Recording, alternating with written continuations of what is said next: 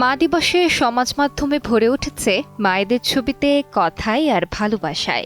বাদ যাননি তারকারাও। মাকে নিয়ে বার্তা দিয়েছেন জায়েদ খান, তৌসিফ মাহবুব, শবনম ফারিয়া, পারসা ইভানা সহ অসংখ্য তারকা। শবনম ফারিয়া এক হৃদয় ছোঁয়া বার্তায় মাকে লিখেছেন, ছোটবেলায় তোমার কঠোরতা আমাকে অনেক সময় কষ্ট দিত। তুমি সবকিছুতে হস্তক্ষেপ করতে, আমার পড়াশোনা, আমার বন্ধু, এমনকি আমার বয়ফ্রেন্ড পর্যন্ত। তখন মনে হতো তুমি যেন আমার জীবনটা পুরো নিয়ন্ত্রণ করতে চাইছো। কিন্তু এখন যখন বড় হয়েছি বুঝতে পারি তুমি কঠোর ছিলে না, তুমি ছিলে সুরক্ষাকারী। মা দিবসে বার্তা দিয়েছেন বলিউডের তারকারাও। নিতু নিজের মেয়ে রিধিমা ও পুত্রবধূ আলিয়া ভাটের সঙ্গে ছবি শেয়ার করেছেন। দক্ষিণের সুপারস্টার আল্লু অর্জুন মা, স্ত্রী ও শাশুড়ির সঙ্গে ছবি দিয়ে সমস্ত মায়েদের জানিয়েছেন মা দিবসের শুভেচ্ছা।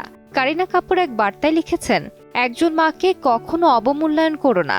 তিনি ঘুমহীন রাত পার করেছেন, নিজের সন্তানকে আগলে রেখেছেন, যার জন্য কোনো হাততালি নেই, কোনো বিরতি নেই, রয়েছে শুধুই নিরন্তর ভালোবাসা।